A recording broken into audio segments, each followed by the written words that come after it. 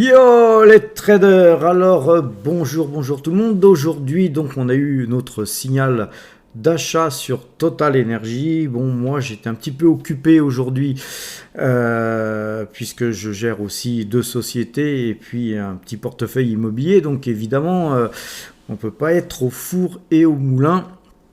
Et donc j'ai acheté du Total un peu tardivement sur un signal d'achat.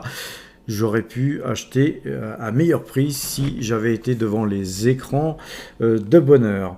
Ceci dit, donc voilà, on a acheté 470 Total Energy sur le Crédit Mutuel, sur le compte d'une société. Sur le compte d'une autre société, on a acheté encore 85 autres Total. Là, je pense que c'est là qu'on les a payés le plus cher parce qu'on les a payés 59,14 €. Sur un autre compte perso, alors là par contre, on a vendu 500 ALD qu'on a acheté il n'y a pas très longtemps et 300 Stellantis qu'on avait acheté aussi il n'y a pas très longtemps. Puisqu'on avait des bénéfices sur ALD, surtout on a super bien vendu et Stellantis aussi parce que l'action montait mais ensuite elle a rebaissé derrière assez fortement et on a acheté 300 autres Total Energy à 58,74 €, donc un peu plus bas que les autres ordres. Alors même chose sur un compte PEA là, on a vendu de la LD aussi, du Stellantis, c'est toujours 500 et 300 Stellantis, 500 ALD. Et puis hier je vous avais dit que j'avais acheté du Robertet, l'ordre figure ici sur le carnet d'ordre. Exécuté et en contrepartie eh bien on a acheté après avoir vendu de l'ALD et du Stellantis, on a acheté 500 Total Energy à 58,81. Hier je vous avais parlé de Taiwan Semiconductor puisque j'avais acheté quelques titres de cette société vu la flambée des cours. Je ne savais pas qu'est-ce qui se passait à ce moment-là. J'ai simplement saisi l'opportunité d'un achat quand le titre a monté fortement.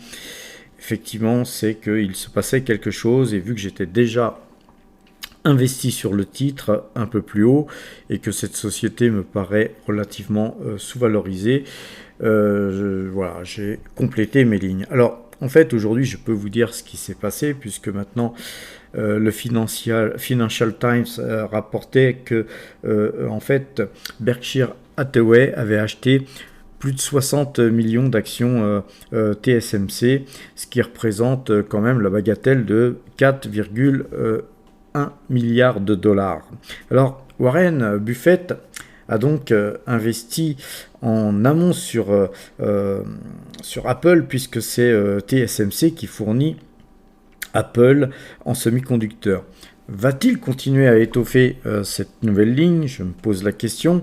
Et cette nouvelle ligne qui représente quand même dans son portefeuille 1,39% de l'ensemble de ses actifs.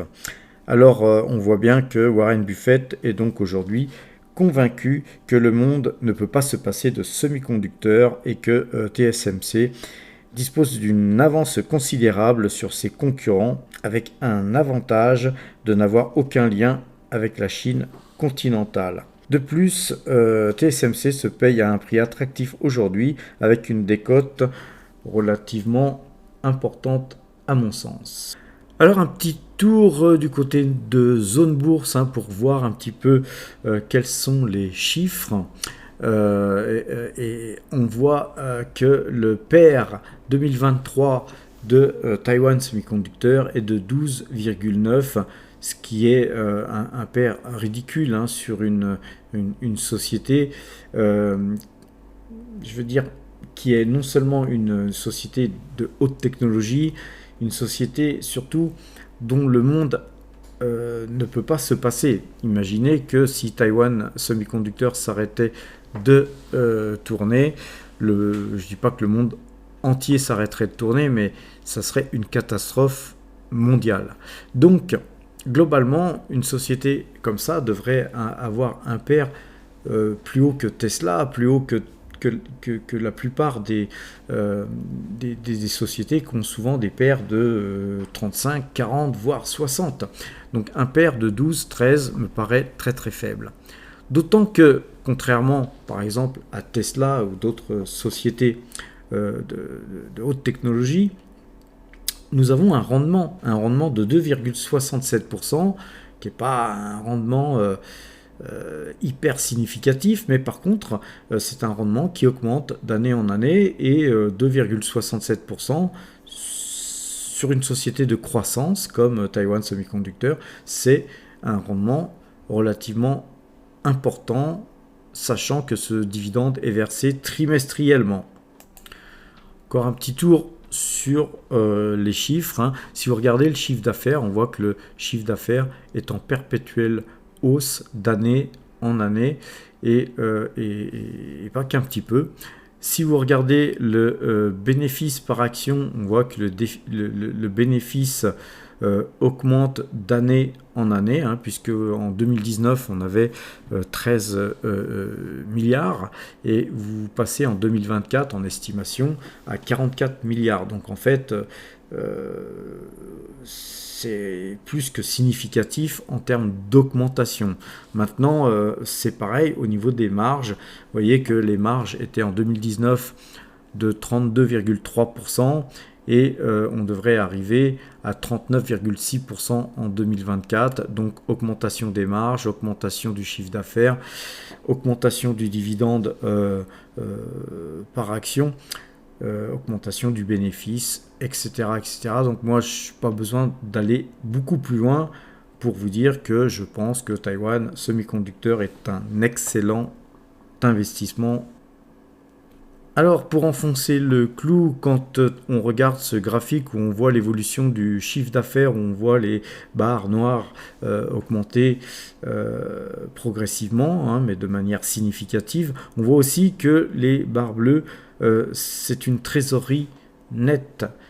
Au lieu d'avoir une dette, vous avez une trésorerie sur ce titre, chose très confortable, puisque cette société a vraiment les moyens d'investir dans le futur, je dirais, contrairement à d'autres sociétés comme Intel qui, elle, par exemple, doit couper dans ses effectifs, doit limiter ses investissements, et donc hypothéquer son futur, malheureusement pour elle. Donc Taiwan Semiconductor fait partie des sociétés dans lesquelles on peut investir quand on souhaite avoir la meilleure croissance dans ce secteur.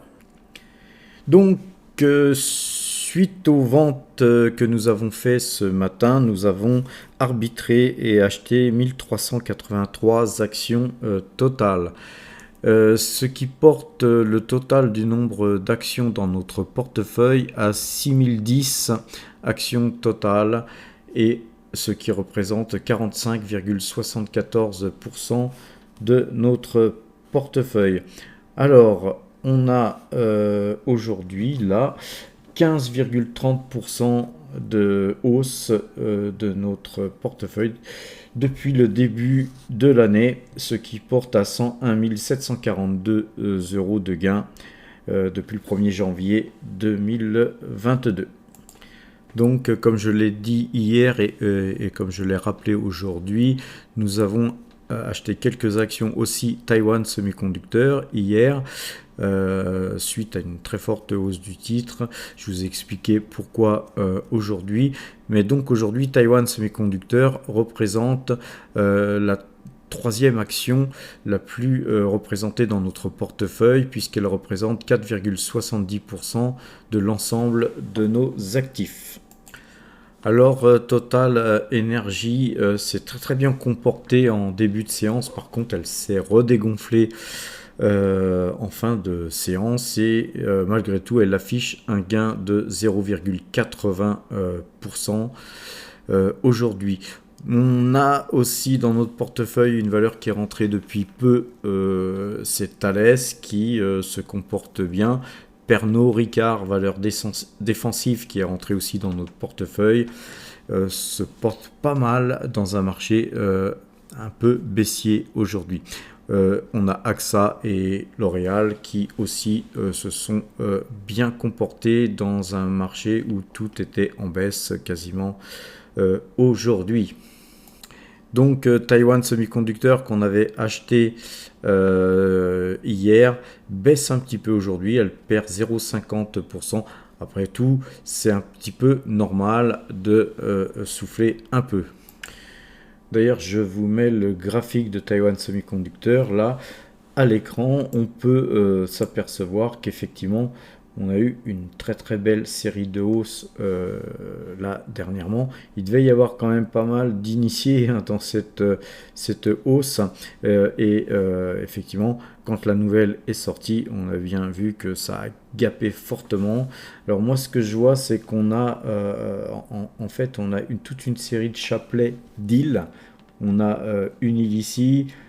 Bon, là, c'est un baby alone, mais on pourrait appeler ça une île, hein, puisque derrière, on a encore une île. Et puis, on a deux bougies, là, qui sont somme toute rouges, mais tout simplement parce que le Bollinger avait été complètement explosé. Vous voyez, on est revenu s'appuyer dessus. Ça, c'est un phénomène paranormal. D'ailleurs, hier, si j'avais pris la précaution de regarder le graphique et de voir les Bollinger, j'aurais certainement pas acheté sur une sortie de Bollinger aussi écartée de la bande supérieure. Maintenant, bon, bah, voilà, c'est fait. De toute façon, nous, on est en pause depuis longtemps sur ce titre. Et il me paraît, de toute façon, avoir fait une pas si mauvaise affaire compte tenu des nouvelles. Alors, faisons un petit tour du côté de Metastock pour voir le point de vente demain sur le CAC 40. Nos algorithmes ont calculé un point de vente à 6587. D'ailleurs, c'était le même point qu'hier. Donc, vente à 6587 demain sur le CAC 40. Et concernant le DAX, le point de vente sera à 14 127. Au cas où on touche 14 127, nous passerions vendeurs sur le DAX aussi. Voilà les amis, je vais vous souhaiter une bonne fin de soirée et à demain si vous le voulez bien.